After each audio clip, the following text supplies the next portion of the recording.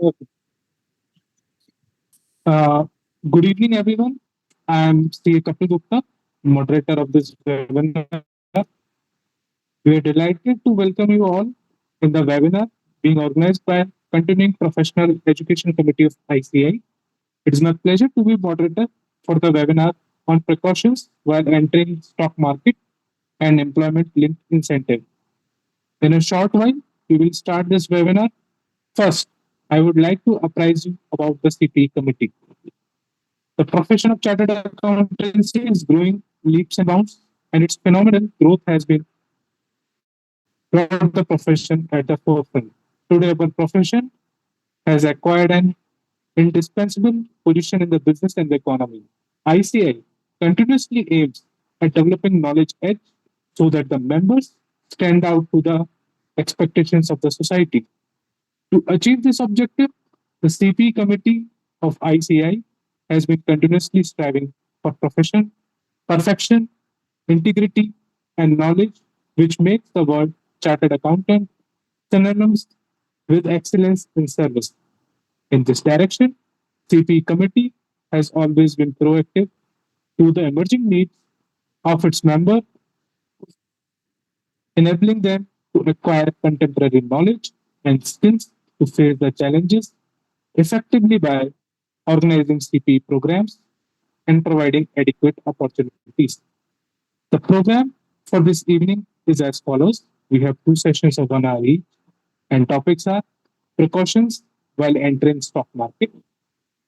Second topic is employment linked incentive scheme for chartered accountants. Our eminent speakers will talk about mention two emerging areas of professional interest. Please note the medium of communication should be in English only, as participants from across the globe would be attending the program. Now I will introduce Chairman CP Committee.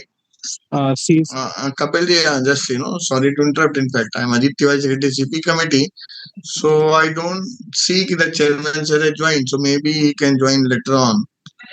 okay, So meanwhile, sir, we may go ahead with the session. है ना? okay. First, So second. we are going for our first session. That is precautions while entering stock market, which will be delivered by C.S. Neha Tibribal. So C.S. Neha Tibribal has an expertise in financial planning, variance analysis, and MIS reporting to support strategic decisions. She has a strong skills in handling internal audits, GST, income tax matters, and scrutiny assessments. She is also proficient in handling commercial accounting operations such as receivables, payables, stock accounting, and vendor bill processing. Now I will invite Sneha for the session.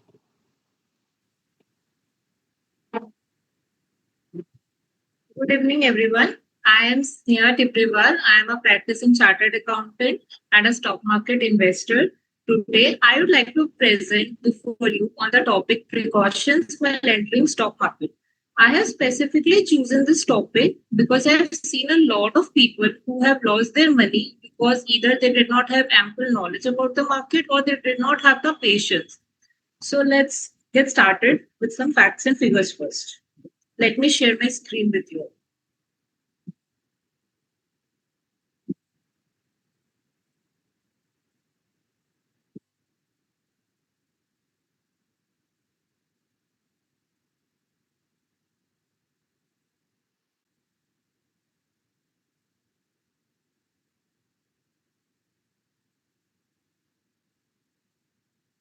So this is the data from SEBI. SEBI has published this data that 52,000 crore loss was reported in futures and options segment in the financial year 2024. Near about 78 lakh F&O traders lost their money. SEBI study also found that 93% of individual F&O traders made losses from financial year 2022 and 24. And the top 3.5% of loss-making traders, approximately 4 lakh individuals, they incurred an average loss of rupees 28 lakhs each over this 3-year period from financial year 22 to 24, including transaction costs. And only 1% of individual traders managed to earn profit exceeding rupees 1 lakh. So here we can see the difference. The loss makers are so high, and only just 1% managed to incur profit, or in that too near about 1 lakh or above. But why? Why? The question is, why is so much losses happening? Why 99% of traders are failing these days? Because they don't take precautions while entering stock market, which is what I'm going to discuss today. First of all, they don't even try to know the value of the product. Share is a single product in the world, the sale and purchase of which is done by mass public without knowing the value of the product. Simply on the basis of tips or random phone calls, people are ready to invest. They will see just figures, fake numbers are being spread in the internet everywhere that this share rose 1000%, 10,000%, and people are ready to simply invest in that. That's why I've written here that generally people don't even try to know the value. They are just busy investing without knowing the actual price. Let's understand with an example. Suppose a person who goes to a sari shop to buy sari for his wife, but he has no idea about the fabric. Still, he will try to touch that fabric and to learn it. He might be fooled by the shopkeeper, and the shopkeeper might try very hard to sell 5,000 rupees sari for rupees 8,000 or maybe for rupees 10,000. And he might be fooled by the shopkeeper. But the shopkeeper can't fool a person and sell rupees 5,000 sari for rupees 1 lakh 5,000 or maybe for rupees 50,000. But in stock market, it is the only market in the world where it is so easy to fool people who does not have knowledge and who don't even try to know the value of the product. The best example is from Harshad Mehta's days. In the year 1992, there was a company by Harshad Mehta named Mazda Industries and Leasing Limited. During those days, the value of the share rose from 20 rupees to 1600 rupees suddenly. And people, the demand of the share was so high on those days. Just imagine people investing so much amount of their hard earned sweat. But after that, the company simply vanished. Few companies, there were a lot of companies which Harshad Mehta had opened during those days. But few companies are not even listed anymore today. See, if you can see here, in 1992, Harshad Mehta had manipulated the BSC index. There was a scam in which he looted the common individuals of around 1,000 to 4,000 crores. He took advantage of the loopholes in the banking system. He also colluded with bank employees and took fake bank receipts. This money he used to rise the share price up to whooping 4,400%, like the example I gave where 20 rupees share price went up to rupees 1,600. Mehta he himself sold those shares for significant profit and earned a lot of money at that time. People were running behind him. They started looking up to him by considering him the big bull. Later, when the income tax department suspected something fishy is going on, then they conducted raid on his premises and his companies. Then the RBI formed Jana Kiranam committee for that, and then he was convicted and charged for criminal offenses. Though he passed away at the age of 47, but this scam which he did is still a kind of a landmark scam which people till now take example because he easily fooled common people like us. Second point which I would like to mention is about penny stocks. Penny stocks are small valued stocks which nowadays are very lucrative to common people. Snehaji, just 1 second. I think that PPT not scrolling, isn't it? That presentation. In my, to here it is scrolling, sir. Oh, that team. Acha, you are at which slide, ma'am? Penny stocks. Can you again stop sharing and then again share so that maybe we can see. Yeah.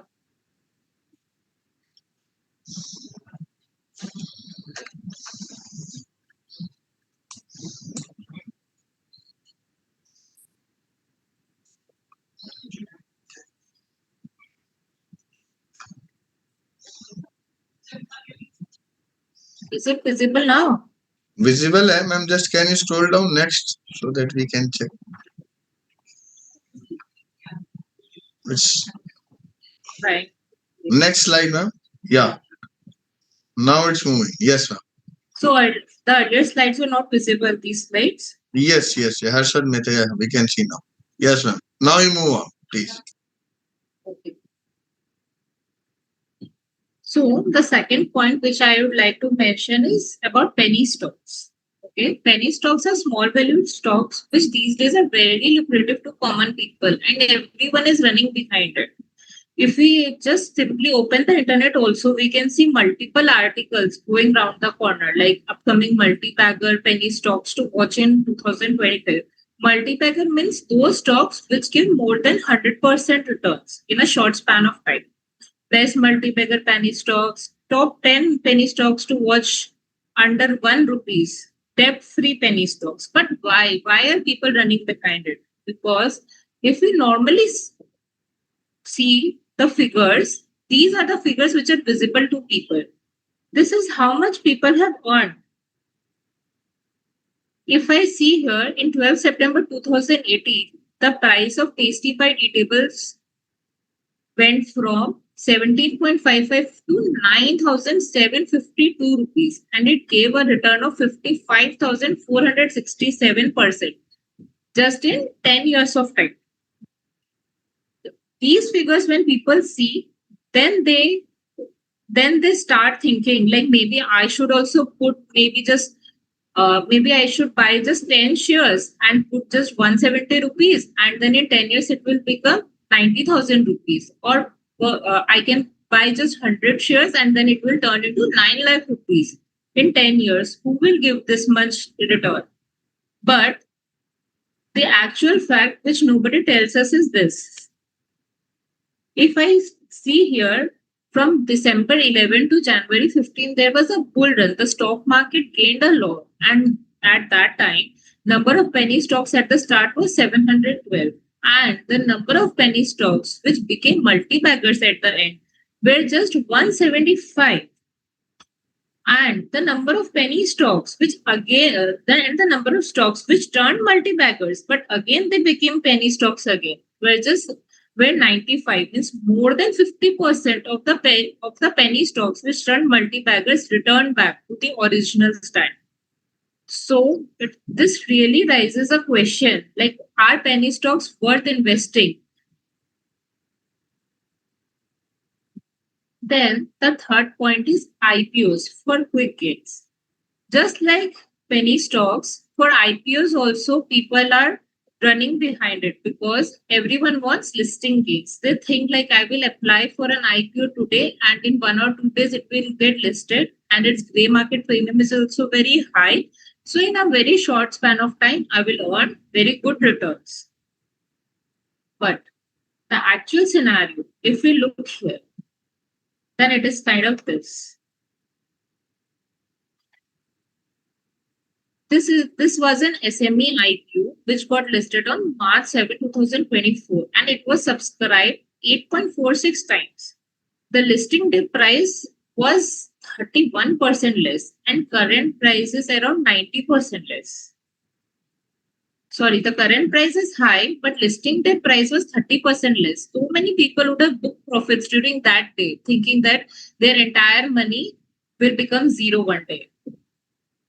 Taking an example of a mainline IPO, Deepak Builders and Engineers India Limited, it really attracted a lot of people at that time.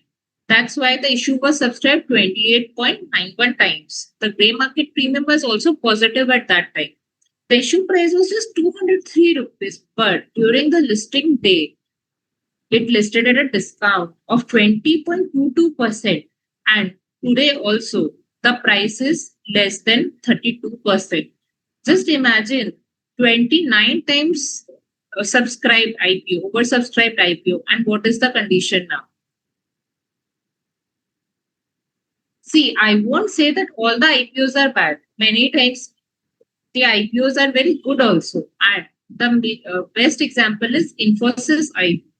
Infosys IPO came in 1993 for just rupees 95, but it was undersubscribed. Nobody was ready to buy the IPO at that time because they did not have confidence on the share. But Morgan Stanley had come up and he bailed the IPO and purchased the entire subscription. And did you know if any investor who has bought just 1,000 shares in 1993 and invested just 95,000 rupees back then, the value of Infosys shares, including the bonus shares which it gave later, will be more than 160 crores at present. Strange, na? The fourth point is see, like I have discussed, IPO, penny stocks, etc. People are just attracted and run behind them because they want short term gains. But I have also seen one thing whenever the stock market starts falling, people start questioning why is the stock market crashing? Why is the stock market decreasing? There are so many social media posts that we start seeing. Whenever the stock price we see it has decreased in a short time span, people ask the reason for the same. But when the stock price increases, why no one asks anything about it? If an investor who can understand the reason for increase, then he or she won't ask the reason for decrease. Let's understand with an example. Suppose here, if we see the share price of Hindustan Unilever, we can see that it has increased and decreased. It has shown a lot of movement during the in last 1 year approx. In April 2024, the stock price was just rupees 2170.25. In September 2024, the stock price rose to rupees 3034. It was at a 52-week high during that time. In March 2025, the stock price again decreased to rupees 2136. And in July, now the stock price is reviving. And today, I could not update the number today, but it reached around 2650 today. The question is when EPS also increased, dividend also increased, then why did the share price fluctuate so much in just 1 year? Why did it decrease from 3034 to 2136 in just a matter of 6 months? And here also, in just a matter of 6 months, why did the share price increase so much? Let us understand. These both are my analysis of the reasons which could be possibly leading to HUL's price movement. So, first of all, both Sensex and Nifty reached new heights last year, near around September month. And as we know, that stocks are correlated to the index value. That can be one reason when the price of HUL increased and reached around 3100 rupees. And as soon as the market crashed again, then the price also decreased suddenly. Another reason which works is the theory of demand and supply. If we see here, these figures which I mentioned downside, if we can see between December to March, 2 crores in FII column, if we see from 2.26 crore to 24 crore. The FIIs have sold their holding in HUL for around 2 crores between December to March, which led to a sudden price crash. But from March to June, they had sold from it decreased from 24.9 crores to 23.9 crores, which means they sold just 1 crore shares. What happens when a person sells a lot of shares in the market? Suddenly, the supply in the market increases, and at that time, the share price drops. And it was that time frame only when the price of HUL declined from 3100 to around 2100. And after March, as I have mentioned, the share price has started reviving. So here you can see because the FII selling pressure became low, that's why slowly the share price of HUL is now gaining.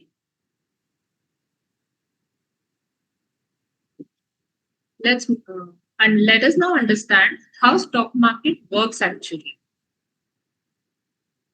The stock market is a platform where investors buy and sell shares of publicly listed companies representing ownership in those companies. It operates on the principle of supply and demand, with prices fluctuating based on investor sentiment and company performance. It means stock market is a platform, okay, where there is a buyer and a seller. If I want to buy a share, there should be a corresponding seller ready to sell the shares. Then only I'll be able to buy the share. So there should be supply of the product and there should be demand of the product. Just like in economics, the demand and supply theory works with in the same way in share market also the demand and supply theory works. Supply refers to the total number of shares available for trading in the market, and demand represents the number of investors who want to buy a particular stock at a specific price. It means like number. If suppose taking an example of Asian Paints, if I want to sell any share, I'll place a bid of suppose rupees 2300 10 quantity I want to sell, and there should be a corresponding buyer who is ready to buy. When there is supply, suppose I am ready to sell, but there is no buyer available in the market. In that case, the share price will drop because the flow of the shares in the market is high. It works the reverse way also. If if I am ready to buy a share for 10 quantity suppose and there is no seller in the market, in that case the price will increase because the demand of the particular product is high and the supply is low in comparison. Also, the stock price also depends on the performance. Strong financial performance like positive earnings report, revenue growth generally leads to increased investor confidence in higher stock prices. If anyone wants to see how a company is performing, we can easily go to Money Control or Redifmail and we can check there. But how to read the report is the main thing. If we can sense that the financial performance is very strong, it builds up the investor's confidence. The investor feels like, okay, if I invest suppose rupees 1 lakh today and the company's performance is very good, it is showing a very good growth potential. The price earning ratio is also very good. In that case, the investor will feel secure in the company and he will think that based on the performance, I will get good returns. In that case, the stock price will automatically go up because the demand will increase in the market for that particular share. People will be ready to buy more and the stock price will automatically go up in that case. Even that I need to sit.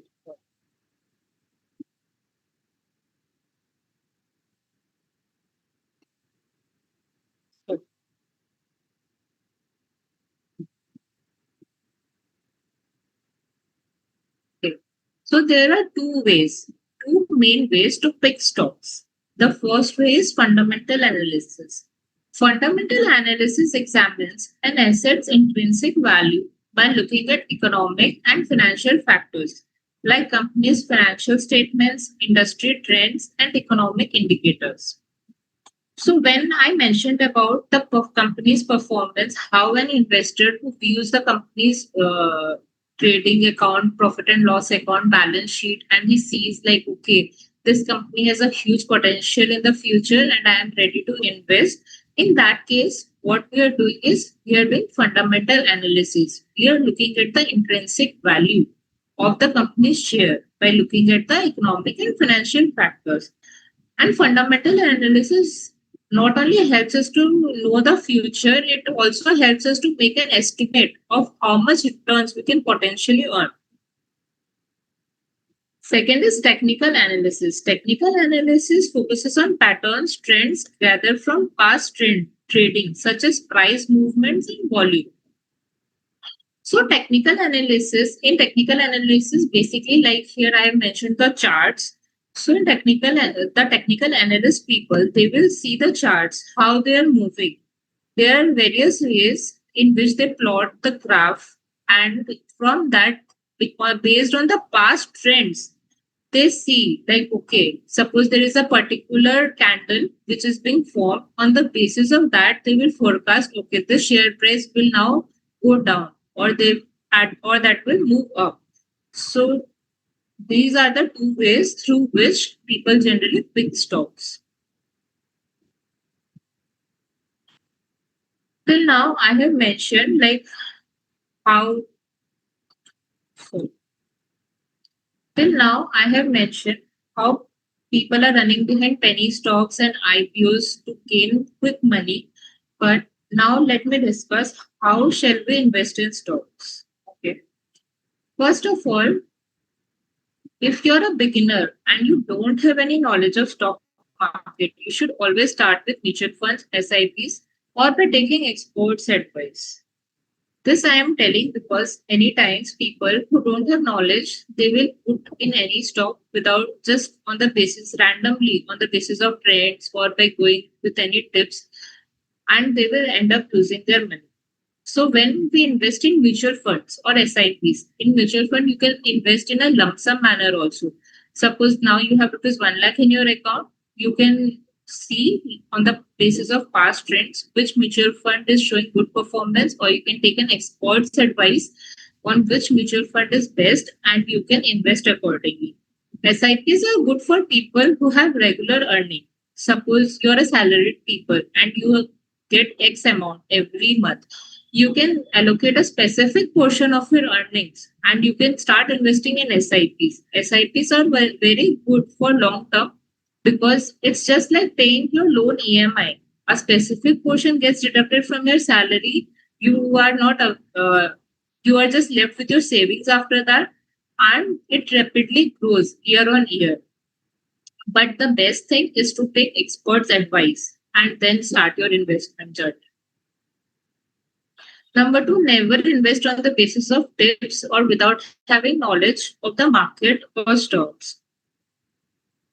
So what happens is sometimes people who run behind penny stocks, they will invest in a 1 rupee stock or a 2 rupee stock. Even I get messages many times from people like this share is trading just at rupees 1 or sometimes 0.5 pies, and people are ready to buy the shares. Sometimes people also share experiences. I don't know from where their friends come in between. They will say, my friend, he just bought 400 shares at rupees 1 and now the share is worth rupees 1000. He gained rupees 4 lakh by investing just rupees 400. I won't say that penny stocks don't turn into multi-baggers. They turn into multi-baggers, but simply on the basis of tips or taking your friend's advice, I will never suggest to invest in market or stocks. Always do your own analysis first. And if you don't have the time to do your analysis, please go for some experts' advice. Then third precaution which a person should take is general investors should avoid intraday or short-term trading, as it's mere speculation and involves unnecessary time and efforts. Okay. So we all are chartered accountants. So we don't have that much time to invest in stock market. Intraday trading and short-term trading, we will have to look at the charts. We will have to look into the market in every 2 minutes, 5 minutes to track whether it has increased, decreased. It really consumes a lot of time and patience. Our mental health also gets affected. So that's why I never suggest people to go for intraday or short-term trading. It's always best to become a stock market investor and don't become a stock market trader. And uh, like in the fourth point, I have said, always aim for fundamentally strong stocks instead of cheap stocks, as they might not turn into multi-baggers, but probability of getting returns is high. See, what happens is instead of investing in cheap stocks like 1 rupee, 2 rupee, or 30, 40 rupee stocks, If we invest in maybe like I mentioned in HUL when it was around 2100, at that time, if we invest, it is a fundamentally strong stock and it rise to 3000. It might not turn into a multi-bagger. See, it's not possible like in 6 months or 1 year, 2000 rupees share will turn into 4000 and turn into multi-bagger.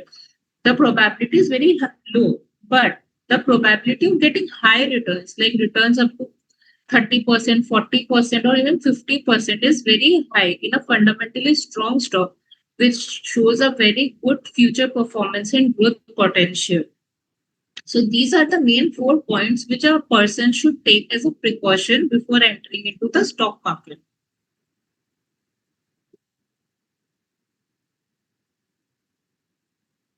This is a famous quote from Warren Buffett. Value investing or the Warren Buffett strategy is one of the most consistent strategy for maximizing long-term returns. It involves buying stocks that have a lot of value, either at or below their actual value. Determining which stocks to choose can be challenging, but it helps to keep a few things in mind. See here, the famous stock market investor Warren Buffett also said that most consistent strategy is to buy stocks that have a lot of value. It means the stocks which shows huge growth potential for future. We should invest in that and we should try to determine the undervalued stocks. And we should always ignore the overvalued stocks. Okay, thank you. That was from my end. If there are any questions, I can answer.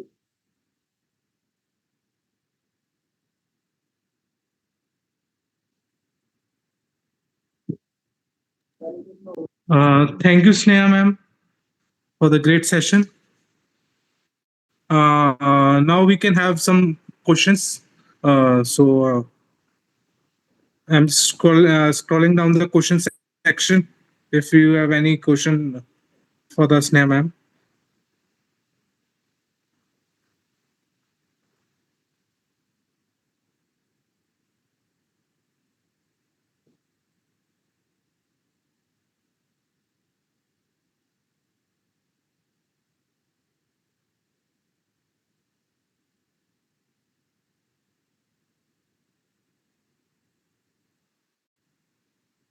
Now we have 440 participants.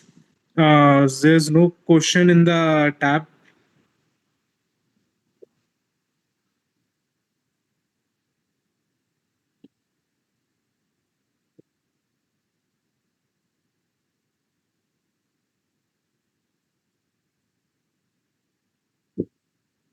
If you have any questions, you can just. Okay.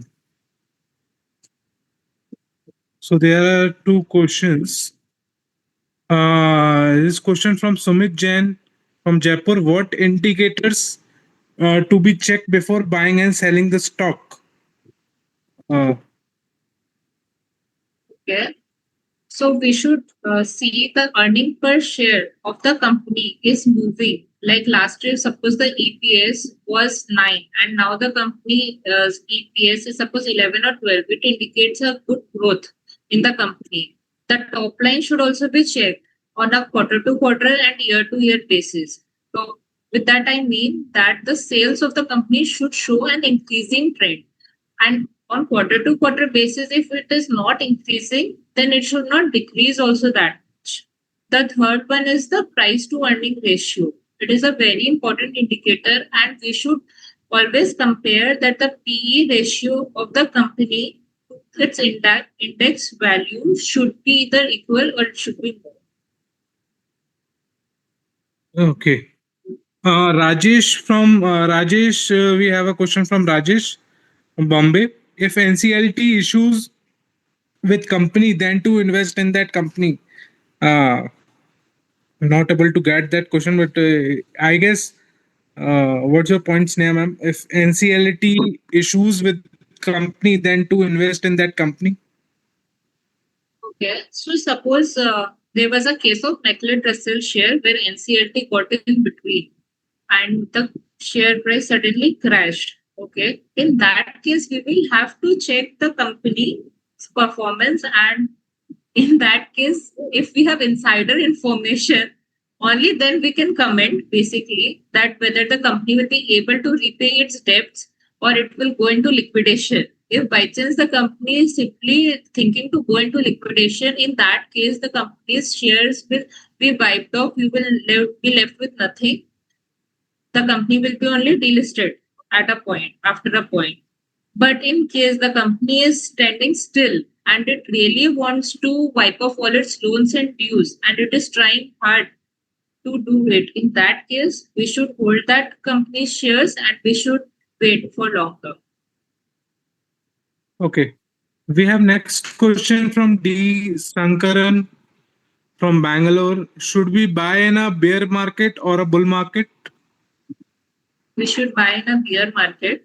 Generally, what happens is as soon as the market starts showing bearish trend, people start selling off. There is a panic mode going on. The supply increases, and at that time, the stock market starts crashing more and more because of the selling pressure. And that is the time, the golden time, when we get a normal share at an undervalued price. Like I mentioned, HUL's share, which was of 2100, it was during that bearish time only. After that, market crashed. Okay. So we have next question, ma'am, from Suhatni from Bangalore. What are the ratios to be looked at while investing in the companies? Like I mentioned, PE ratio, the turnaround ratio, capital employment ratio, debt equity ratio. These are the ratios which are very important. Okay. Next question we have from Rajkumar Seth from Delhi. What's the strategy for selection of shares? Sorry. The voice was breaking. I could not hear the question properly. Yeah, question was, ma'am, what's the strategy for selection of shares? So it's a kind of generic question. The strategy which I mentioned, there are techniques, fundamental and technical. So if you are someone who likes to work on charts and who can read the candle, then that is the strategy. Work on the candle and find out the particular point. And if you are a fundamental investor like me, then please look at the ratios, look at the financial performance of the company, look at if the company is thinking to expand in the future. If like in HUL's case, the quality ice cream business, it was thinking to expand and separate it. That was a good opportunity. In that, like that, we need to continuously read about the companies. Then only we will get to know what the company is up to. We have next question from Namita from Ludhiana. In which type of stock we can buy it in which company best for mutual funds? Company best for mutual funds. I did not get the question. I guess she's asking for the companies which are best for mutual fund. Okay, there is a I Parag repeat the question. I repeat the question. In which type of stock we can buy it in which company best for mutual fund?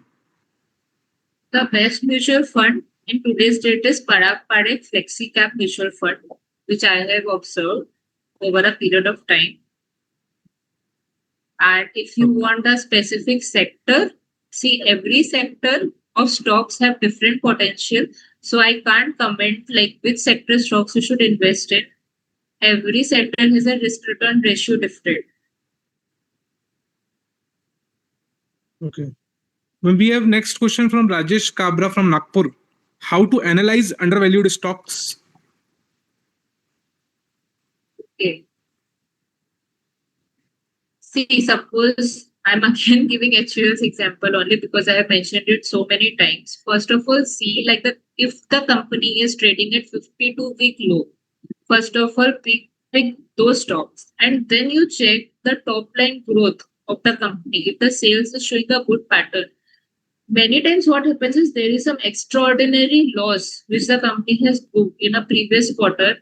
In that case, the previous decreases of that company for that quarter, and people start thinking that the financial performance is weak. But that is not the case, because in next quarter that extraordinary loss won't be there. Or maybe the company invests some time in for it, the employee cost it increases for a particular quarter, but later on those costs will start bearing fruits. They will start earning profits later stage. So we will have to about the company, see its financials, where did the company invest, why its EPS decreased, and then only we will be able to pick good valued stocks. We have question from Manohar from Bangalore.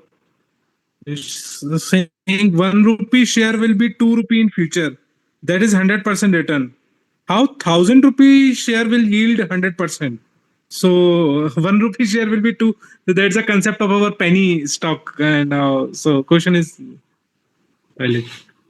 That's why I mentioned like penny stocks are very risky. Suppose 1 rupee share will become zero, then your entire investment will only wipe off.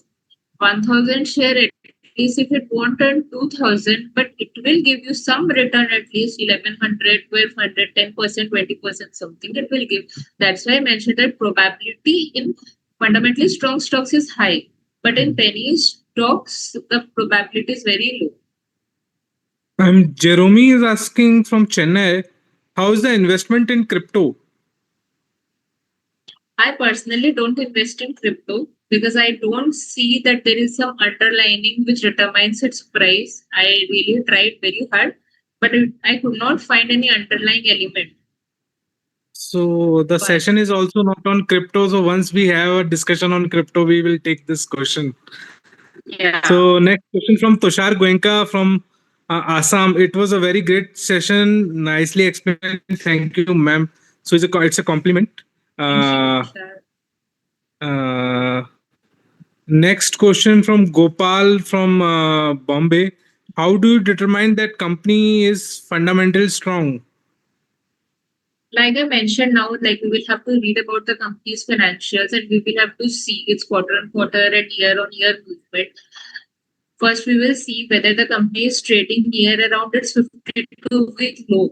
Because obviously, if it reached 52-week high, there was something which led to its 52-week low. And many times it is because of some extraordinary loss or some investment which the company has made, for which it will start earning profits in the future. In that case, we will determine that it is an undervalued company, it is an opportunity. We should invest now, and later, when the company will start earning profits, we will also earn profit on our investment. So we are receiving a good question from Raj Kumar Seth that it always workable to buy shares when FIIs are selling heavily?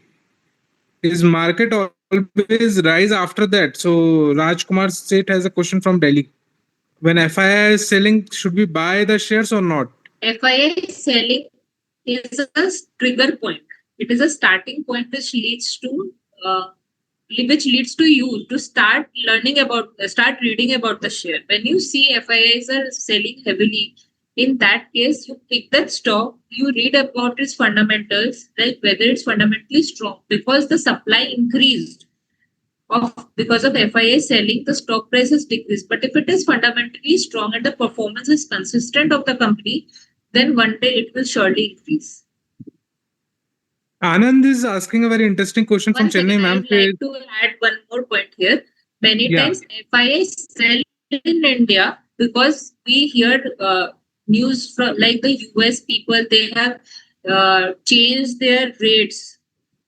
So what they feel is like instead of investing in India, we should invest in US or China because there they will get more returns.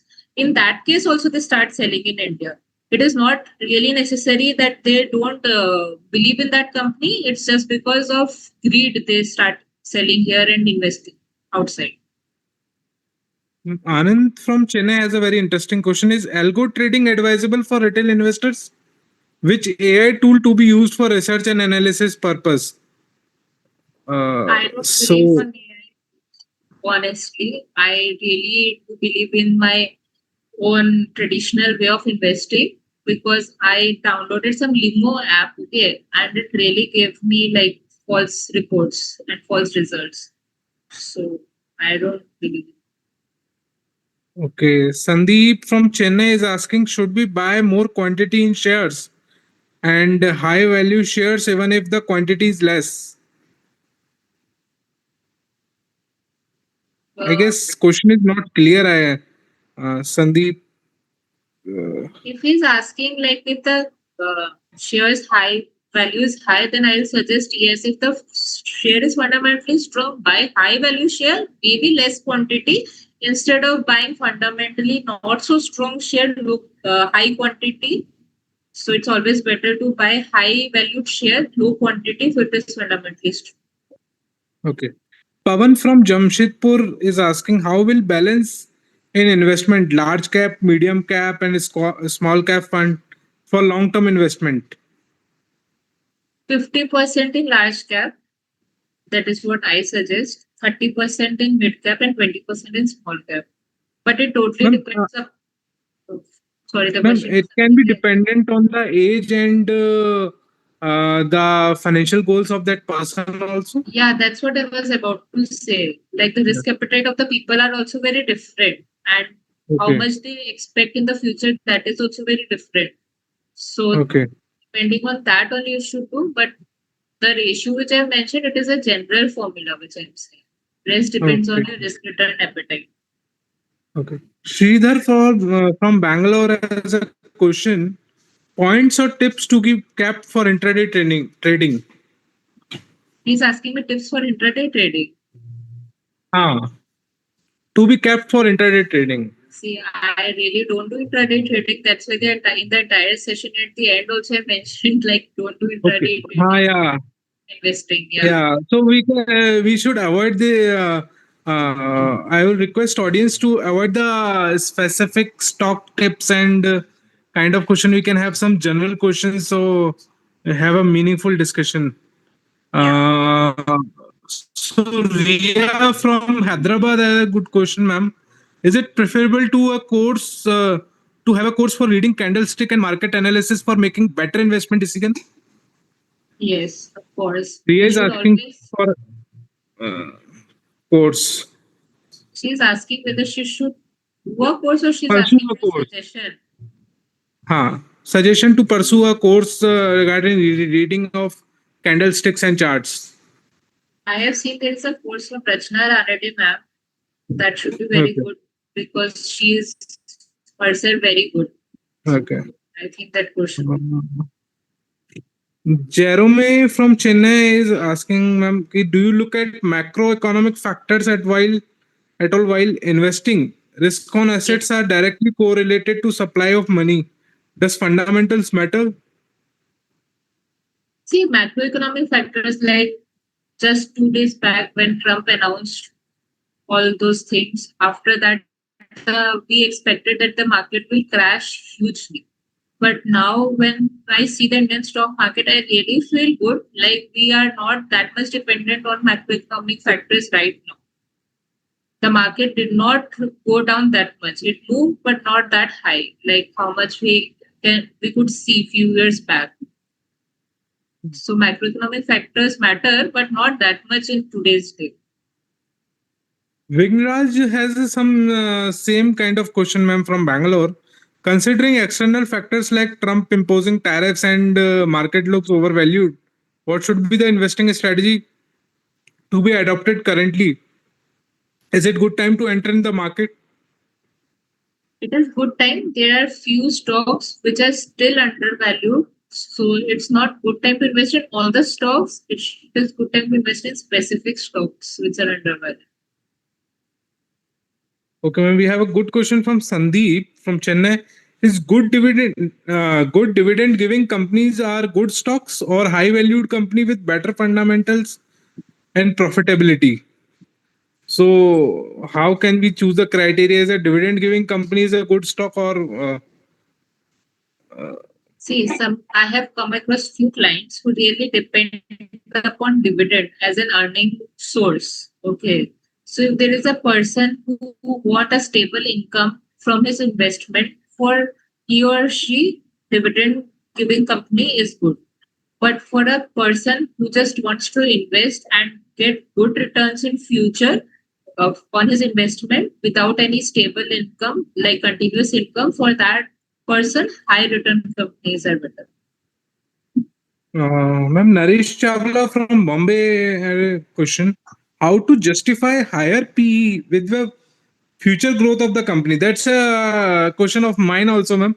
If a company had a higher PE, so how we will justify investing in that stock?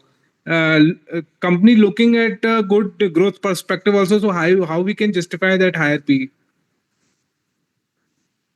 We will have to see first the trend of the P. Okay, how did it move? If it is going in a continuous direction, then it is showing a good potential on the future. That P is not the only indicator. Okay, once we see like okay, the P is high, then after that we need to see the other factors as well.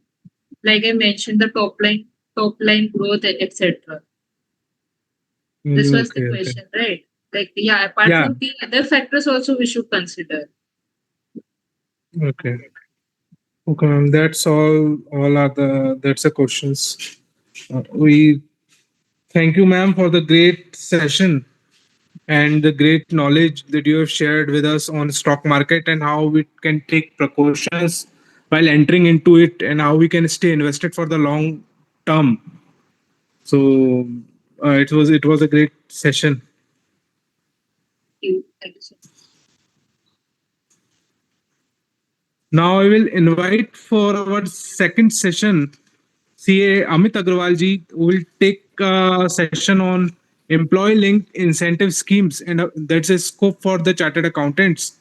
CA Amit Agrawal has over 15 years of experience in tax and business advisory and also worked with PwC and KPMG.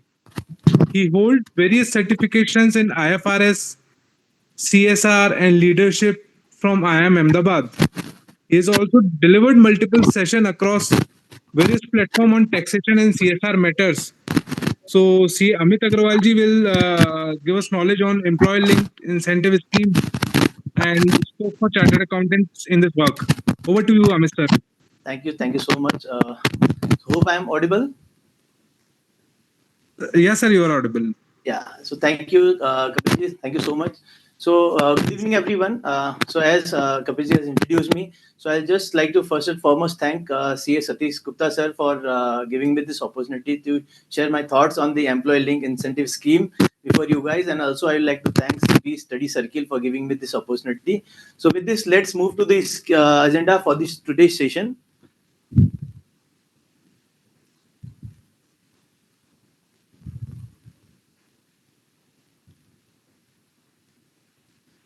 So first and foremost, screen.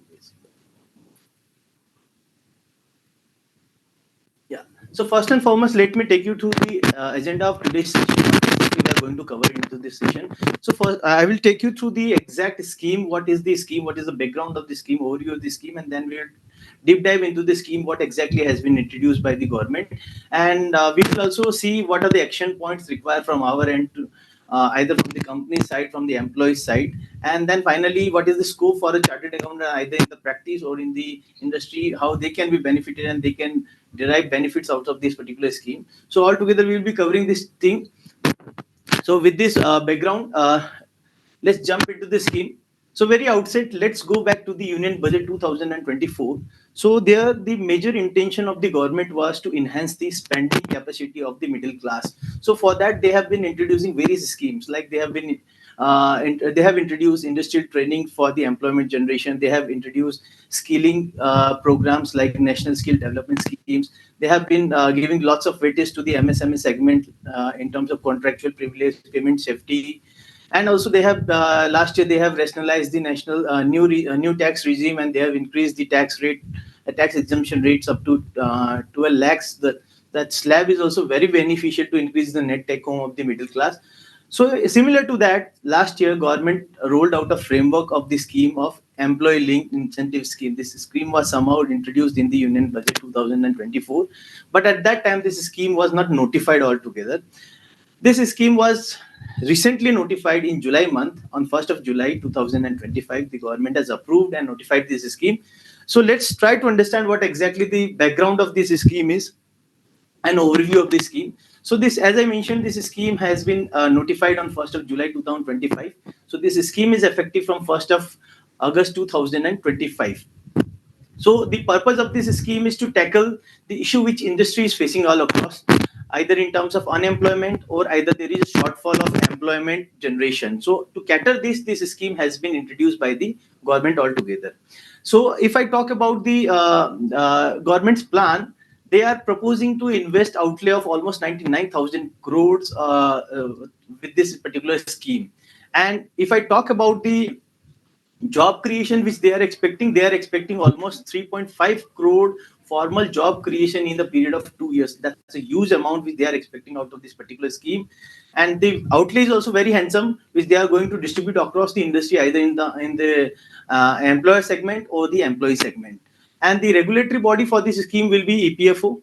And how it is going to be at the appellate forum, or how, what will be the dispute mechanism, that is not yet clarified by the government. But very interestingly, this scheme is a big boost or incentive to the job market altogether.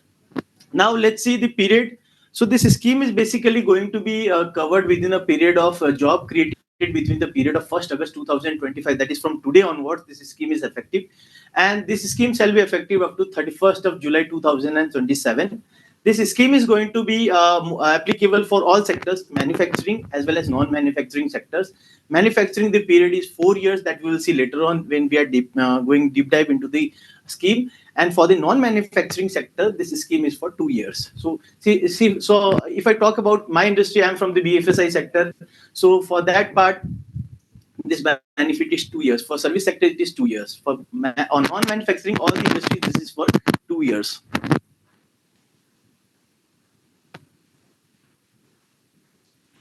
Now, this scheme basically has been divided into two parts.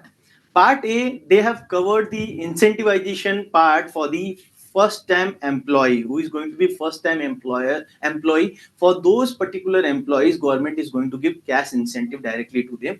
And part B is the scheme wherein government is going to incentivize the employer for creating additional job altogether.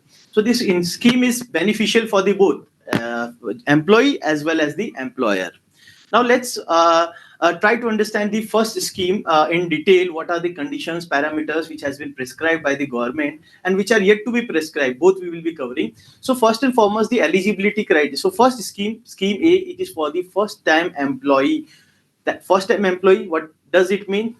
So they have given up eligibility criteria that the employee should be first-time employee joining for the workplace. Then he should be first time registered with the EPFO, and the monthly salary of this particular employee should not be more than 1 lakh rupees. So up to the 1 lakh rupees, any employee who is joining from the period of 1st August 2025 to 31st July 2027 shall be covered as an eligible employee for the incentive under this scheme. Now let's see what is the incentive structure of this particular scheme. See, government is planning to give a cash incentive to the employee. So this cash incentive they are going to give, that will be the amount of 1 month's EPF wage. See, here two things we have to note down. If I am talking about the eligibility criteria which has been defined, then they speaks about salary. But if they go back to, when we go back to the incentive calculation, then there comes the word EPF wage. So there's a difference. Salary is something, it's a gross salary, it could be monthly salary, say like basic DA, everything. But EPF wage is something wherein the EPF is contributed by the employee. Okay. So while calculating the EPF, government will consider EPF wages. So 1 month's EPF wage or maximum up to 15,000. This is the capping which they have introduced under this scheme. And this, say suppose maximum bracket falls under this 15,000. I'm taking an example.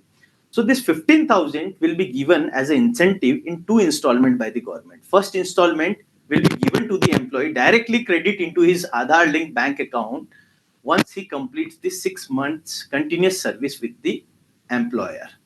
So here again, that's a very interesting thing. Job security in the first phase of the career is also taken care by the government.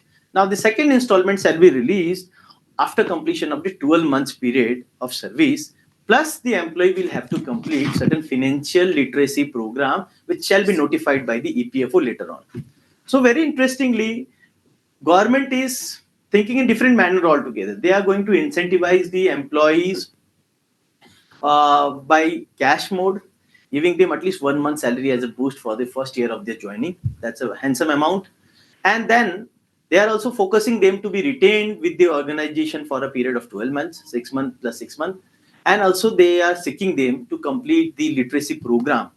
So as of now, there is no clarity as to what is going to be the literacy program course altogether. That EPFO is shortly going to come up with this particular program tenure altogether. But what we have gone through and discussed with the other various forums, big fours, and everyone, so we came to a conclusion that they are going to come up with a financial literacy program. That program will be assigned on the EPFO platform, wherein employee will have to register itself, and then they will be completing that course over there. And once completion of the course, a certificate will be issued, and based on that certificate, a trigger point for the incentives shall be enhanced, and then accordingly the incentives shall be granted to the employee. So very good scheme altogether. But one more thing which has to be kept in mind, there is a certain lock-in which they are proposing. So for the first 6 installment which will be released, that installment will be kept as a deposit with the EPFO for particular certain period, and after that the employee will be able to withdraw that amount and use that amount freely. So altogether, direct financial incentive to the employee, that is a first time employee, saving promotion. It is also giving them social security access. It is also enhancing their literacy skills, job stability in the first phase of career, and then reducing the employment turnaround, which is a big problem altogether industry. Everywhere in industry, we are seeing that first phase of the career joining, employees are not much stable. First year, second year, they are moving out of the organization and switching around. So that's something wherein stability is also being searched by the government at the first phase of the career. Now let's see the another scheme. This scheme, this scheme is particularly for the employer. See, interestingly, this scheme basically is to incentivize the employer for creating the additional job in the organization.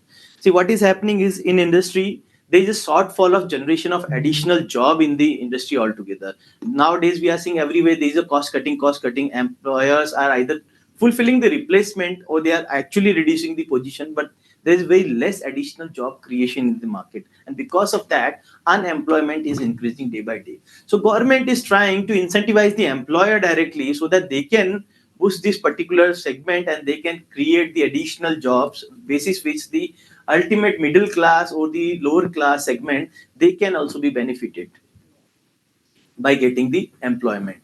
So what is the scheme altogether? So particular for an employer to be eligible under this scheme, there is a condition: employer should be registered with the EPFO, either existing registered or a new registered, both are covered. Then there should be additional employment. So altogether there should be additional employment created by the employer, and that additional employment salary or that particular hiring salary should not be more than 1 lakh rupees per month. Then that employee who has been additionally employed by the employer should retain with the organization for at least 6 months. And if there is any replacement, for example, any employee who is already registered with the previous organization and he joins as a additional employment in another organization, so this registration of employee with the EPFO doesn't factor altogether. So existing employees, if they are switching to another organization and they are creating additional employment over there, then in that case altogether this part is covered for the eligibility thing. So now moving further, what is the period? The employer will have to create the additional employment during the period of 1st August 2025 to 31st July 2027. So it means additional employees or the employment which has been created or joined during this period, they will be covered within this particular framework. Now, the benefit of the incentive to the employer shall be for a period of 2 years. So for the manufacturing, it is 4 years, and for the non-manufacturing, it is 2 years benefit, starting from 1st April 2025 to 31st July 2027. Now, how this incentive scheme has been structured by the government is, again, they have used EPF wage word when calculating the incentive. So if I see that the eligibility criteria for the employer to select any particular employee, they will have to see the word salary. It is not yet clear what is the salary word, what does it include or not. That is something where they will have to come up with the clarity. But interestingly, they have used word salary. So we are assuming salary includes the monthly gross salary. And then this particular salary person who is eligible, for that particular person, if I am calculating the incentive, that incentive bracket, first and foremost, I will have to take the EPF wage. So this EPF wage, if the EPF wage is per month up to 10,000, then the incentive, monthly incentive per employee, that particular eligible employee shall be rupees 1,000. If the salary EPF wage is less than 10,000, then it will be proportionate or prorated. So suppose it is 8,000, then it will be 10%, that is 800. And for the bracket of 10,000 1 to 20,000, this will be 2,000. For 20,000 1 to 1 lakh, it will be 3,000. See, I will give you an insight of this particular scheme. See, basically there are two types of organization generally how they contribute. Is one is they contribute in a fixed amount of EPF base. So for example, they take 15,000 as a basis, that is the EPF base, and basis which they do the needful contribution. That is one set of organization. Another set of organization is they do contributions on the basic salary. So on those organizations, the amount could be quite higher. Basic salary could be quite higher than this one. So in those cases, 3,000 is the maximum cap per employee per month. That is the incentive amount which will be eligible. So altogether, if I talk about non-manufacturing sector, taking 3,000 as the maximum amount, and then for 2 years they can get benefit up to 72,000 per employee as a direct cash incentive from the government. It's a good handsome amount and a big relief to the employer for creating the additional employment. And this credit shall be directly into the bank account of the employer. So there will be some portal which they will release shortly. It was expected to be released today, but somehow we got an information that this portal has not yet been released on the EPFO website altogether. So their employer will have to get some registrations done, and through this registration they will be declaring their bank account, and in this bank account the incentive will be directly credited. Now, interesting factor. See, this particular scheme is not only focusing on additional employment creation, it is also focusing on retaining employee for 6 month minimum. So, retention policy is also very important, which comes into picture. Another part is this is an additional incentive given in cash. There are lots of organizations who are availing incentive in the form of deduction under Section 80 JJAA under Income Tax Act. So under Income Tax Act, they are availing that benefit. This is an incentive which is addition to that particular deduction. Another part, if you see the calculation amount, it boosts almost 2 to 3% cost of, it's reimbursed the 2 to 3% cost of your additional employee salary per annum. So it's a big relief to the industry. Let's see how it practically operates when refund of the incentive starts coming all together, how government shall be practical in releasing those things. That is a later on step which we'll see throughout the phases. Now, moving further, let's take few of the case study and try to understand both these schemes. First scheme, I don't think so it's much complex, but second scheme, let's try to understand with some case studies. So first and foremost, first scheme, simple two scenarios I have taken. Employee with a salary, EPF salary of 10,000, then his benefit shall be 10,000. This 10,000 incentive shall be provided in installment. Yeah, sorry. अभी clear है?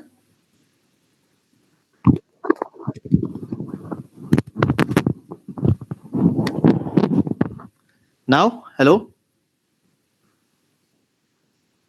Yeah.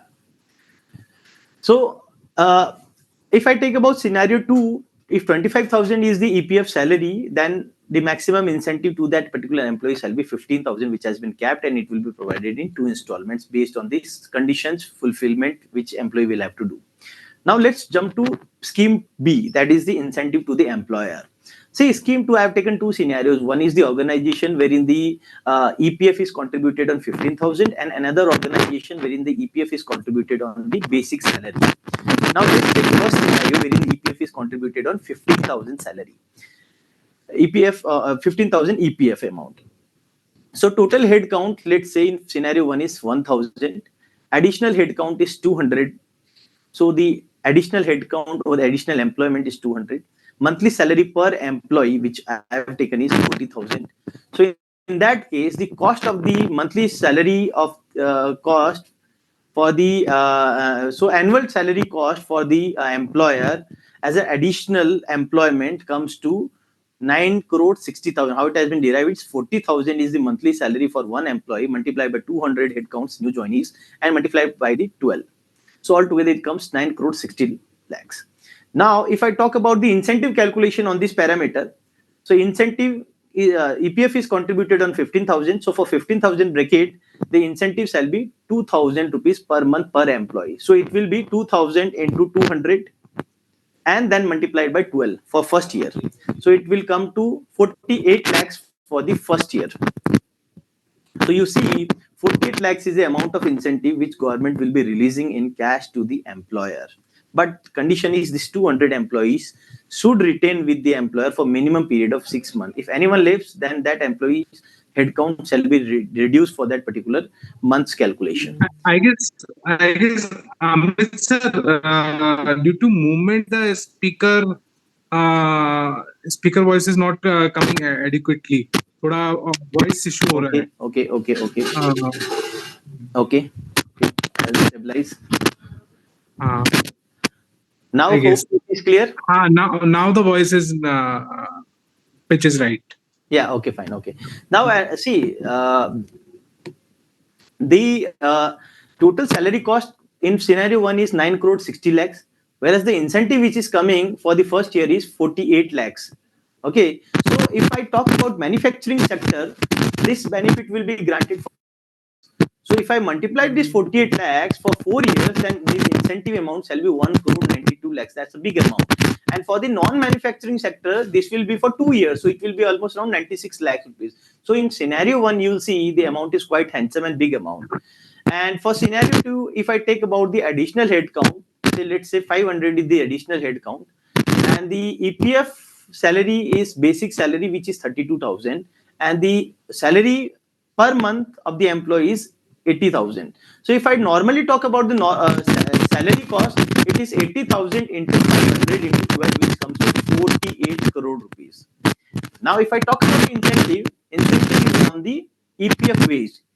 Here the EPF is contributed on 32,000, but if I talk about the slab, about 20,000, amount of 3,000 per month per employee has been released by the government. So 3,000 will be incentive for an employee, and then multiplied by the additional headcount, that is 500, and accordingly it will be for 12 months, which comes to 1 crore 80 lakhs. And if I talk about manufacturing, it will be for 4 years, almost 7 crore 20 lakhs, and for non-manufacturing, it will be almost 3 crore 60 lakhs. So it's a big amount of incentive which government is proposing to release altogether during the period of this 2 years. So we should actually try to get the maximum benefit out of this particular scheme. Now let's move to another part. Your voice is not clear. So voice is not clear. Voice is very. Uh,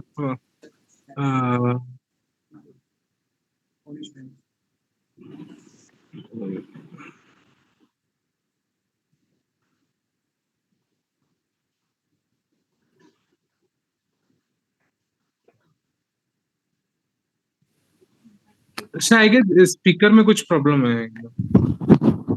दूसरा लगाऊं?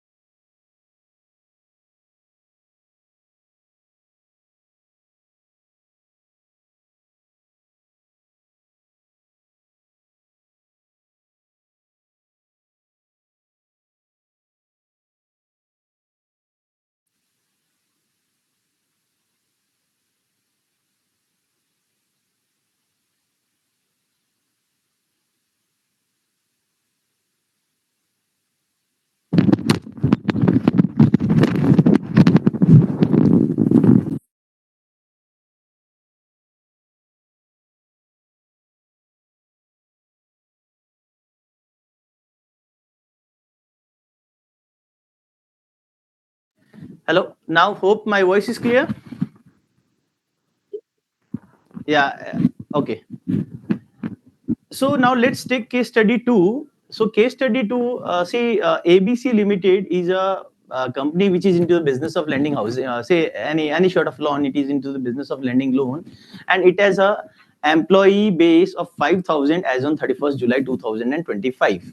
Now, during the period of 1st August 25 to 31st July 2026, this ABC Limited hires at 1,000 additional eligible employees under the salary bracket. 10,000, 20,000, 30,000, 40,000, 50,000, and 1 lakh. And the EPF is contributed on the amount of 15,000 per month.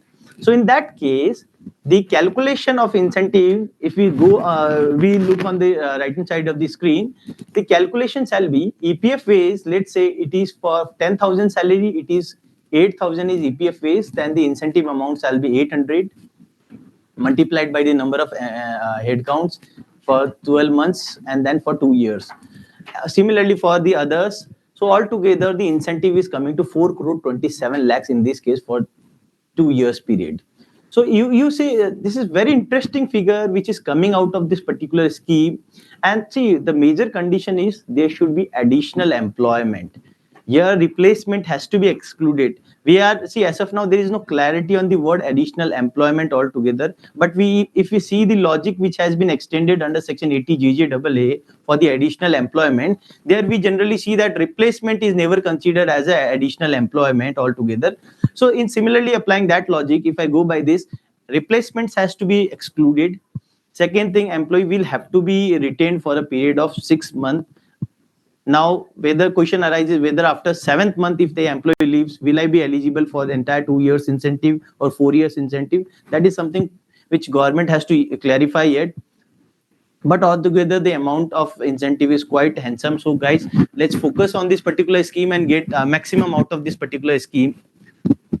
Now, very interesting topic comes up. One more thing: how to calculate the additional employment. So, as I mentioned earlier, that there is no clarity provided from the government as to how additional employment has to be calculated.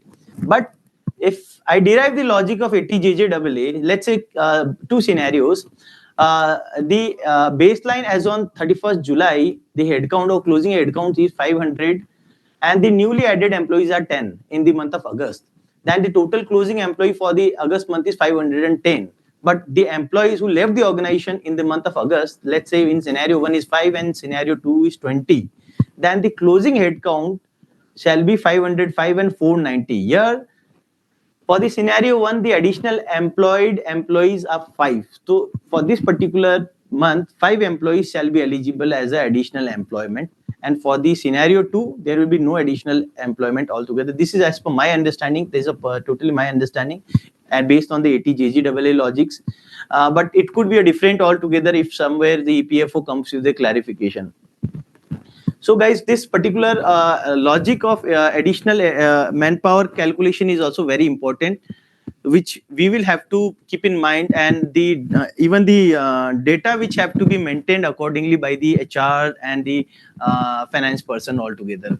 Now let's see the interesting part, that is the taxation aspects of this particular scheme, what comes into picture. So first and foremost, there are 2 persons who are receiving the incentive. One is the employee, the first time joiner. He is receiving scheme A incentive, that is 15,000 maximum incentive from the government. So this incentive, whether it is taxable in the hands of the employee or as a perquisite or any other source, or whether it is not taxable altogether.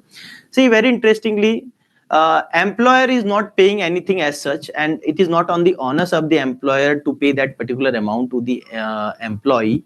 So ideally, my personal view is there should not be any perquisite tax on this part. But in the hands of the employee, it could be taxable as income from other sources. Another thing is, if you see about the new regime, new tax regime, which provides the exemption up to 12 lakh. So the salary bracket which is being covered under this particular scheme, they should not at all be covered within the taxable ambit altogether. Now question arises whether EPFO, when releasing the incentive, they will deduct TDS or not. So if I talk about section 192A of the Income Tax Act, that somewhere provides liability on the EPFO for deduction of TDS when the PF is withdrawn. But similarly, there is nothing as such for this particular scheme in 192A, and neither in other sections altogether of the withholding chapter. So this thing has to be clarified by the government whether TDS will be deducted or not. Now coming to the employer's part under scheme B. So under scheme B, employer is also receiving incentive from the government, and that amount is quite big. Okay, so in that case, whether this receipt of incentive will be taxable in the hands of the employer or not. So there are two views. Yes, it will be taxable as a revenue received under by virtue of section 28(4), or it will not be taxable because it's the capital receipt. My personal view is it should be taxable under by virtue of section 28(4), because it is more like revenue received is not creating any sort of assets in the hands of the employer altogether. And going further, if I talk about 80JJAA section, so 80JJAA section provides 30% deduction for 3 years for the additional employment created, and that too within the salary bracket of 25,000 per month. That employee base is within the salary bracket of 25,000 per month. So you see, one side we are claiming deduction under section 80JJAA for the salary bracket of 25,000 rupees per month, and similar that bracket itself is also getting covered under the cash incentive scheme, wherein government is going to give us cash incentive for the additional employment created for this additional bracket. So altogether, dual benefit to the employer. Now, can I take both the benefit? Yes, under income tax, one side I am paying a tax on this receipt, and I am claiming deduction under 80JJAA, and cash incentive is altogether different scheme to boost the liquidity altogether. So it is nowhere linked with the direct tax altogether, not nowhere restriction as such. And if I talk about the GST part, the employer is receiving incentive from the government. Now, if I talk about the GST, there is a section 215 which defines the definition of consideration. So any subsidy or rebate, waiver, something received from the central government or state government is altogether outside the definition of consideration, not considered part of the consideration. Even value of taxable supply, if I go by section 15, that also excludes the rebate, subsidy amount received from the central government and state government. Prima facie view is that this amount should not be taxable altogether under GST. But if any litigation arises in future, then we will have to look into this particular scheme again, whether how it is going to be taxed under the GST. Now, there are key open issues which are not yet clarified by the EPFO and the government. So first and foremost is what is the meaning of additional employment. So definition of additional employment is not created, not cleared. How it is to be computed, that is also not clear altogether. Now they have, in the press release which they have released, they have talked about baseline. Now, what is the meaning of baseline, how it has to be computed as on 31st July, and how this baseline will be used as a benchmark for evaluating monthly incremental headcount in this period of 2 years. That is also not yet clarified. That is something very interesting which will be released by the government shortly. Payment mechanism. Now something is clear. Last year it was not clear that payment mechanism how it was to be credited, but they have written that it will be credited directly into the bank account linked with the Aadhaar for the employee part, and for the company bank account which they will be declaring on the EPFO portal. So that will be the basis which it will be released to the employer and the employee. Salary part, if I talk about salary part, salary, what does salary include? They have mentioned salary up to 1 lakh rupees in both the schemes. Now, does the salary include bonus incentives which are being paid on monthly basis or annual basis, whether that is also covered or not? So this salary word definition, something they will have to clarify. Then employee retention, it says up to 6 months employee should be retained with the employer so that employers can be eligible for the incentive. What if the employee leaves the organization on the 7th month or 8th month, whether the employer will be eligible for the entire 2 years or 4 years incentive even after employee leaving the organization? Now, the registration part, there is again an ambiguity. What is going to be registration formality? Whether the employer is again going to be registered. For employee, no doubt it's a first-time employee. They will have to register as a EPFO. That's something which is by default expected. But for employer who is already registered, whether they are going to whether they are going to require to get themselves registered again with some different portal, that is something which government has to clarify. Then I talk about monthly compliances. There is nothing clarified. Currently for EPF, we are filing ECR. Whether ECR is sufficient or whether there will be any add-on annexure to the ECR or whether there will be a separate written form altogether and what is going to be the frequency. Because if they are computing increments on monthly basis, then there could be a filing on monthly basis. So this all thing they will have to come up with the clarity. Refund mechanism, if I talk about refund mechanism, if you see the normal national skill development scheme for the apprentice which is existing as of now, there also they are releasing lots of incentive, but for that there is a normal monthly return which is filed, and based on that incentive is released by the government to the employer. But here whether ECR will be sufficient or whether a new refund application will be introduced, that all thing has to be notified yet.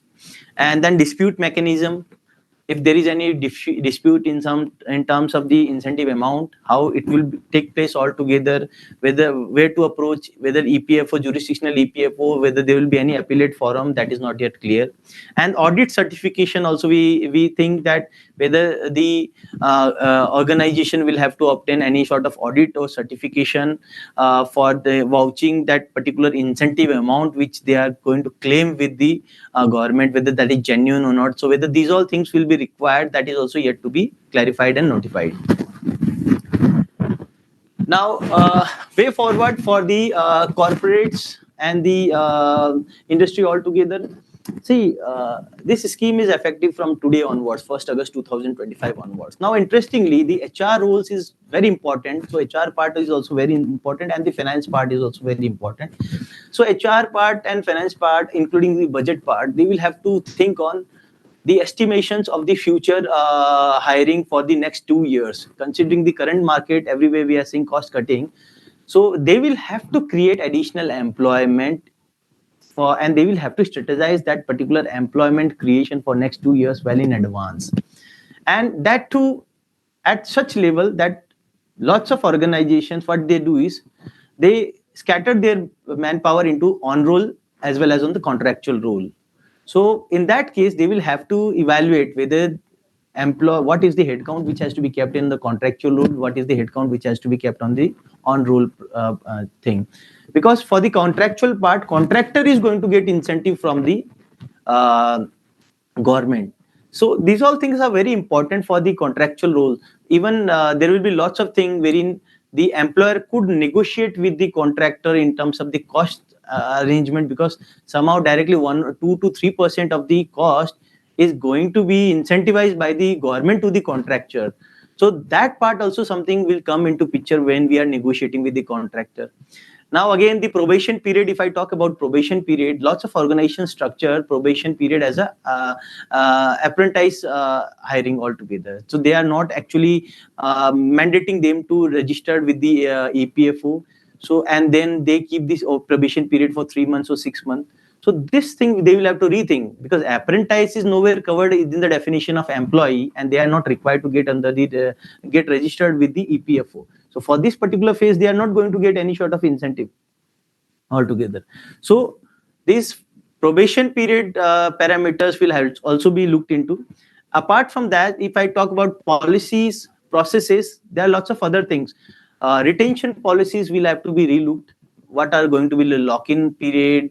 What are going to be the contractual terms in terms of keeping the employee more retained with for the period of 6 months or more than that. These all things will have to be focused by the HR team, finance team, budget team. And apart from this, if there is any campus hiring or campus placements done by the organization, so in that case they will have to see produce or present themselves as a very attractive organization by offering these type of incentives. See, I can give you example. Our employer can think in different way. Employee who is joining first time, he will be getting 15,000 from the government as an incentive. But as an employer, what I am doing to boost him, the amount of incentive which I am going to get for 2 years, that I can give him as a compensation for 2 years period. So that's say hardly 24,000 or 24,000. I can pass on that amount in a phase of 2 years, but you stay with me. That's an additional incentive or a bonus for staying with me. So the amount received from the government can be passed on to the employee altogether by the employer. So this is also some sort of strategies which employer can relook when doing the campus placements and all this. Apart from this, in terms of compliance part, there will be lots of things wherein the employer will look into. First and foremost is the data wherein they will have to prepare and maintaining that data, monthly additional employment generation, then that data, who is covered, who has left the organization, and what is the final closing amount on which incentive should be available. Tracking all this on monthly basis in the system, that will be something very difficult, which has to be enhanced altogether to my understanding. And finally, the filings, very critical filing on monthly basis for the employees, and then claiming the refund altogether, tracking that particular refund amount. If there is any shortage or shortfall, then going for the litigation altogether for the shortfall amount. So these all things wherein we will have to be prepared as an organization, as a chartered accountant, we will have to be prepared. And even for the chartered accountants who are in practice, they will have to boost themselves and guide their clients. Even the chartered accountants who are in the industry, in the HR role or the finance role or the budget role, they can also guide the CFO, CEOs, the HR head on these particular aspects, and then it could be very much benefited all together. Now let's see the final slide. What is the scope for a chartered accountant? So very interesting. Two set of chartered accountant, one in the industry, one in the practice. So for the chartered accountancy, one is for the industry part, there could be an advisory scope. They can enhance themselves for the advisory part, wherein they can guide client on the scheme overview, their applicability, and also they can guide them what is the benefits, how that benefit can be availed. So altogether, even these subject and opinions will come into picture in terms of taxation, labor laws, and everything will come into picture. So advisory scope is there for the chartered accountants. Apart from that, registrations assistance they can do. Lots of if there is any registration requirement or compliances which will come into picture, that also chartered accountant can take a big role. Reporting of that compliances on monthly basis, preparing data, then analyzing that data, finalization of the returns, filing that return, tracking of the return processing status and all these, and then employees onboarding, removal data, everything, something wherein chartered accountant can play a very crucial role in terms of compliances. If I talk about the incentive claim, there also chartered accountants can play a very crucial role. They can prepare the incentive claim data. They can assist them in filing the incentive application if required. They can also assist them in dispute resolution wherever there is any dispute in the amount of incentive. And finally, they can play a big role in enhancing the system or the technology which is being used in the organization for the HRMS. So in HRMS, how this particular data shall be managed, designing that data altogether, and then also assisting clients in audit if any required. There also this could be a big scope for the chartered accountant. So altogether, very good scheme altogether. We can get maximum out of this particular scheme. Lots of questions are yet to be clarified by the EPFO and the government. We expect that it will be post 15th August once the Honorable Prime Minister announces this scheme officially, and then thereafter we are expecting this scheme, further handbook and all this to be released. So guys, be prepared. Good scheme altogether. If you are in industry, then also it's a good scheme. If someone from your householding or home who is joining first time in the organization, you can guide him that this is the additional incentive. And for the industry guys, please strategize retention policies, the hiring policies, the projection of the data. Very interesting thing which we actually should look into. And with this, let me conclude my session for the today. Thank you so much. Uh, Thank you, Mr. for the great session. You made us understand the employment link incentive scheme very well, and scope for the chartered accountants where we can do the work like an advisory part, la system designing part, the reporting parts, and where all we can apply the knowledge of this scheme for our industry practice or consultancy practices. So we'll now take the questions from the audience which I had received. So Sandeep from the Chennai had one question, sir. What Yeah. are documents that need to be maintained if the employee is not confirmed after 6 months, but is still in roles, still in role, whether we are eligible? See, employee who is on the generally these questions arises for the employees who are on the probation period, wherein the job is not yet confirmed by the employer. So for those things, see, the probation documents or the offered letter wherein the probation related conditions are there, even the employment policies which are there in those policies also are very handy documents which as an employer you can keep as a safeguard that yes, 6 months has been completed and this employee is not yet confirmed, but can we avail the benefit? And one more interesting thing, see, try not to hire the employee as an apprentice if there is a probation period, and so that the APFO registration comes into picture on the very first month itself, so that the employer gets the benefit right from the first month of the joining. Even for the employee also, the EPFO registration will be mandatory. So this sort of conditions of probation and all this, that should be somehow liberalized, and the document part, the offer letter, the employment contract, and the employment policy, these will be the important documents. So Sankaran from Bangalore has a question. If an individual moves from one company to another and the first company recruits a replacement, whether both are eligible for the incentive?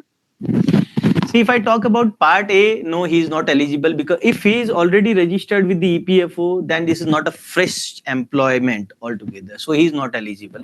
If I talk about scheme B, if he is joining from say organization A to organization B, and there that particular employee is just creating a replacement rather than additional employment. So suppose he has replaced someone else who was working on that particular position, then there is no additional employment created. But if that particular person has been hired by the organization for a new role altogether, or not a replacement, then the incentive shall be eligible. So another question from Sankaran: if the salary is at different level for the replacement, whether will be considered? You are talking about scheme A or scheme B? I guess scheme B is talking. Yeah, for scheme B, see, altogether EPF slab has been given. So for up to 10,000 EPF is 1,000 is the maximum incentive, and for the EPF is 10,000 to 20,000, 2,000, and from 20,000 above 3,000. So what is important is, first is the salary should be, monthly salary should be 1 lakh. Now, as I mentioned, what to include in monthly salary is not yet clear. Generally, the normal salary which is paid to the employee monthly, which should be considered as normal salary definition, but it could be like they exclude some component, that is something they will have to clarify. Another part is for calculating the incentive, you will have to see the EPF ways, and then based on that particular slab, irrespective of the salary range, so salary could be between 20 to 30,000, 40,000 to 60,000, 80,000 to 1 lakh rupees. So irrespective of the different salary range, focus on EPF ways and then calculate the incentive. Okay. See, So EPF Sandeep, age, I just add on this. EPF age is something HR reports in the ECI return while filing the PF compliance on monthly basis. So there they report salary differently and EPF age differently altogether. so we've one question from Sandeep from Chennai. If employees temporarily suspended, will be still eligible for the incentive? See, very interesting question was asked to Mr. Alok Mishra ji, who is the Chief Commissioner of PF on this part. So we said, ki, sir, agar, if any employee is on notice period, now should we consider that employee? So the thing is, to very interestingly, they said he is part of your organization. He's staying with you unless last day he is not out of your organization. Now, if terminated and he's altogether out of the organization from the next day of the termination, if you are not counting him as an employee, then for that particular day itself, after that, he is not an employee. But if say suppose termination happens, 7 days grace is there, 30 days grace is there, so that particular period somehow he is employed with the organization. Oh, okay, sir. I guess, sir, we are done with the questions. I'm just checking it once again.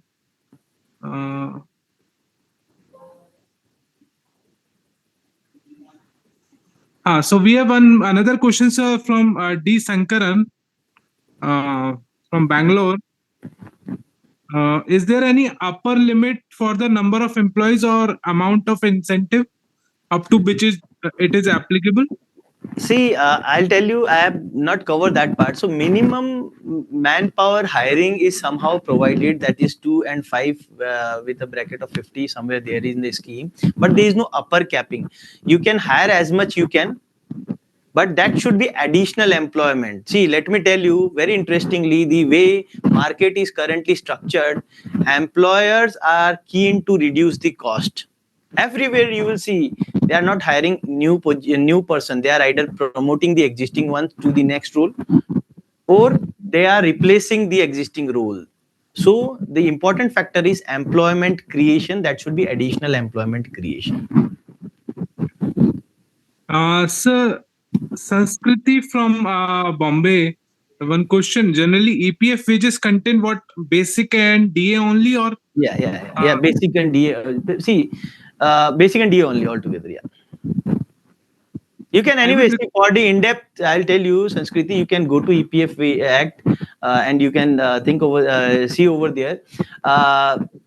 Many organizations they follow basic concept wherein they contribute on the basic and DA part, but many organizations they cap that on the EPF amount, that is 15,000. On that only 12% of 1,800 rupees is contributed. So there are two concepts which is actually in the ground. You can see which organization you are from or which sort of client you are having, and based on that you can provide the guidance. Okay. Sir, we have two questions from Sridhar from Bangalore. Existing company register for PF first time, where existing employees will be eligible who are working 3 years and obtain UN first time. Whether PF incentive to employee and employer will be funded from EPF or government. See, now I talk about two things. First thing is part A. Part A says it is something incentive to the employee. Now, if someone who is part of the association or organization, let's say there is a less than 20 employee, and that organization somehow first time gets the registration with the EPFO, then the employees are also getting registered with the EPFO. But they are getting registered with the EPFO. Their salary is less than 1 lakh. But can I prove that they are the first time workforce or the joiners? See, from the EPFO side, they will have to clarify. This could be an interesting question. Wherein EPFO will have to clarify that whether they will consider this as a first time workforce. Say, there are lots of organization or small organization wherein manpower is say less than 10 or 12, somehow that they have not actually registered themselves for the PF. So in that case, and that organization goes on for say 3 years, 4 years, 5 years, the employees who are working for 3 years, 5 years, they are not actually first time workforce, but for the PF part they are first time workforce, and the salary is less than 1 lakh. So whether they will be eligible, ideally they should be eligible, but EPFO will have to clarify on this. This is interesting thing which down the line the EPFO will have to come up on this particular part. So Salim from Dharampuri had one question: is this applicable to consultants also? It's basically my question also. See, it is for manufacturing, non-manufacturing. Non-manufacturing includes service industry, boss. So, sir, if a legal firm or chartered accountant firm is hiring some consultants, or they're basically not on roll employees, so this scheme will be eligible for them also. See, consultant is never contributing to the EPFO. Yeah. and they are not on the employment altogether. So consultancy is like a vendor relationship, supplier and buyer relationship altogether, wherein the employment is something different, contract altogether, wherein this is the employer employee relationship. So don't mix these two things. If a chartered accountant firm or a legal firm is hiring employees altogether as an employee, and they are contributing to PF and everything is coming into picture, then they should be covered under the scheme. But otherwise, consulting role, purely consultant on the professional role should not be ideally covered. Jeremy from That is Chennai no had way. one. So sorry, Kapil, to interrupt. That is no uh, way the overall intention also. Yeah. So Jeremy from Chennai had one question. If the employee is already in payroll for 3 years, say, is he eligible or only newly appointed ones? I guess it's clear. It's so it's for new employees, newly appointed It's employees. all together for newly employees. Yeah. Sandeep from Chennai had one question. Sir, what is the tax benefit for the company? See, first instance, you will have to understand that on the receipt of the incentive by the employer, they are actually compelled to offer that for the tax by virtue of section 28 subsection 4. Now another part is employer is eligible to claim 80 JJAA for that particular salary range of 25,000. So up to salary range of 25,000 wherein EPF is contributed for those employees, employer can anyways claim 80 JJAA subject to 80 JJAA conditions fulfillment. Okay. So I'm checking once again the tab of questions. So is a CA firm hiring article clerk also eligible? I guess. See, article clerk, let me tell you one thing. Article clerk, do you register for the EPFO? It's similar to apprentice. Why don't you get himself claimed as an apprentice? Okay. Yes.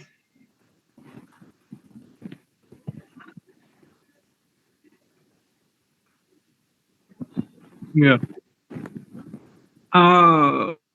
I guess we're over with the questions now. So we are waiting for the chairman sir to come in. So then we will conclude the session for the today. So we are now waiting for the chairman sir. Uh, No worries, Rohit. Kapilji will wait. But guys, please explore this particular scheme. Again, I am saying you, it's a big amount, which particularly for the employer part, it's a big amount of incentive which will be released by the government. You have national skill development scheme, therein cash is coming for the apprentice. This is the particular scheme wherein cash is coming directly to the employer. 80 JJAA wherein direct benefit from the tax part. So altogether for employment, lots of boost are being provided by the government. Sir, I have just one question regarding Provident Fund, if I can ask. Yeah, It's please. I just got relief from my employment last 2 months back, and now I'm performing as an independent consultant. So, whether my EPF account, which was there previously, will get deactivated in 3 months or what? And I will not get interest on that amount. See, let me tell you, truly speaking, I am not a PF expert. I am more towards taxation, CSR, gratuity, and all this part. So, PF, I request you to please, this is a purely on compliance part. You please speak with someone who is really a PF expert. Sorry for Yeah, that. yeah. Okay, sir. It's completely okay. Sir.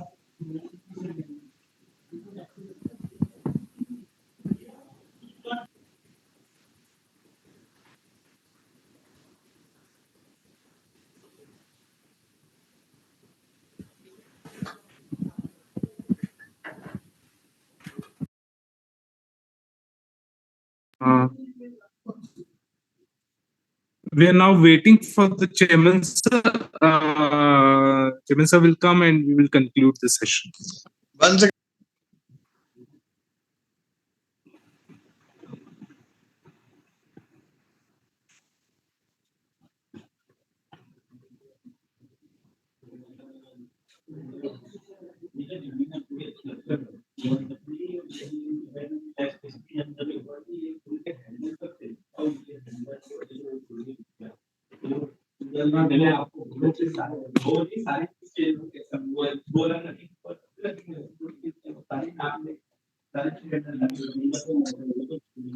Sir, very shortly, sir is joining, sir.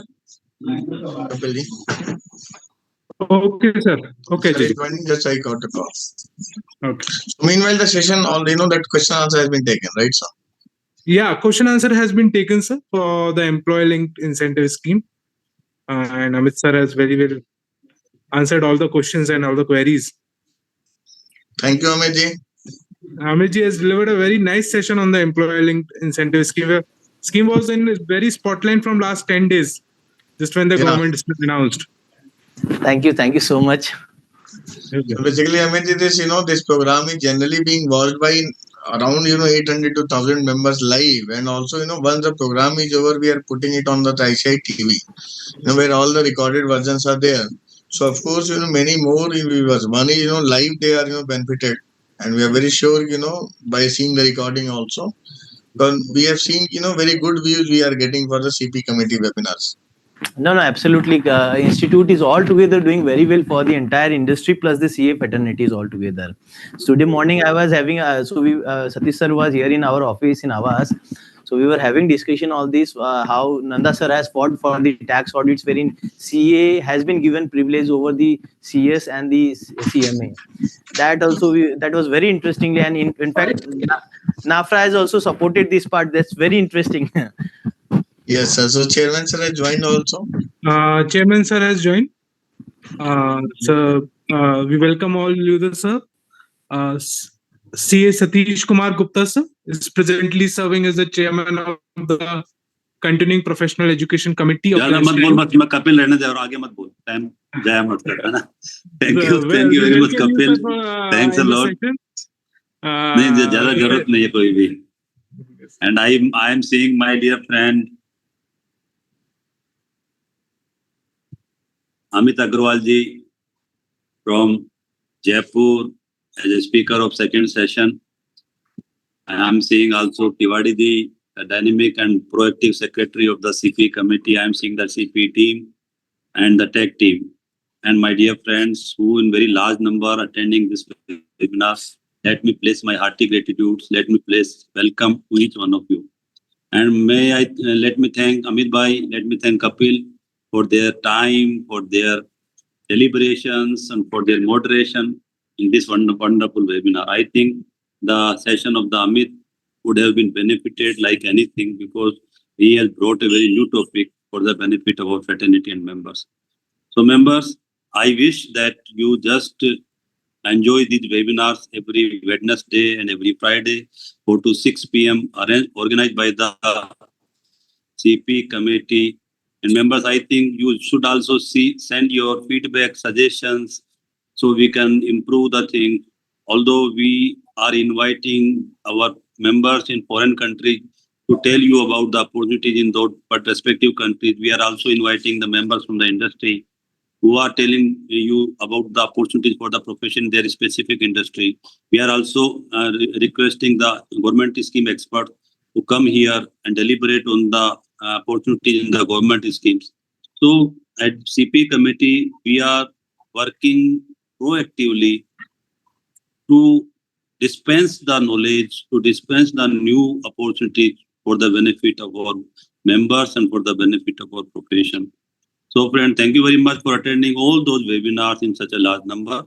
I wanted to talk you several things, but CP, I would like to tell you only one thing is since September or October, coming September, October, we are going to start that real-time CP credit, which I spoken various times, that from those months, after those months, the CP credit will be available only on real attendance of the CP program. As far as this and UDIN, we have taken two very good steps. We are not allowing to generate 61st UDIN on tax audit, and you can know the name of succeeding auditor in case of your auditee has changed the auditor and the new auditor has not communicated with the previous auditor. I think it will also be beneficial for so many chartered accountants who are not getting their complete fees, or who wants to communicate with the succeeding auditor, but succeeding auditor has not intimated the previous auditor about his appointment. So I think these two steps at Union Directorate will be very beneficial for all of us. At CMP, friends, where I am vice chairman, we are working on 5 new courses, providing newer opportunities for our friends. What are those 5 courses? We have launched the first one, the GST litigation. In that course, we are just imparting the knowledge, giving you minute to minute, I can say minute to minute knowledge about the GST litigation. We are covering since the receipt of notice, rather filing of your return, that what lapses we have made, what mistakes we have made, and covering all the aspects of the litigation, whether it is at the assessing officer stage, whether it is first appeal stage, whether it is second appeal stage, or thereafter. So if you come to know that at your nearby city that course is being organized, please don't forget to attend that particular course. Apart from this GST litigation, friends, we are working on the real estate consultant course. We are working on the MSME consultant course. We are working on the global outsourcing. We are also working on the MSME consultancy. So all these things, I think you would love to attend. And don't forget that your suggestions means a lot to us. We need your feedback. We need your suggestions so we can correct ourselves, because no one can be perfect. And without your suggestions, without your feedback, we cannot work the way you want that we should work. So friends, with this thing, I think it is around 5, Kapil, and I don't want to take much of your time. So I thank you very much again, my dear members, my dear Amit Bhai, and my dear Kapil. To Amit Bhai, we have met today only at around 1:30 to 2, and seeing again him on this particular screen. It's really a pleasure to meet you, Amit Bhai, 2 times a day. It's really wonderful and it's really great for me. Thank you very much, friends. Thanks a lot for giving me this opportunity. Thank you, And sir. seeking your Thank you so much, suggestion. sir. Need your Thank you, feedback. sir, Thanks a lot. for giving the opportunity. Thank you, CP committee. It was a really great session on the stock market prevention and second session on employment linked incentive schemes. Yeah, my thanks to Madam by also Amit, who took the first session. Thank you very much, ma'am, for your time and the efforts. Thank you. And Ajit Bhai, I'm sending you 2-3 names more who will take the sessions in next our program. Thanks a lot. Sure, Thank sir. you very much. Sure, sir. Thank you so much, sir. All the best. Thank you, sir. Thank you.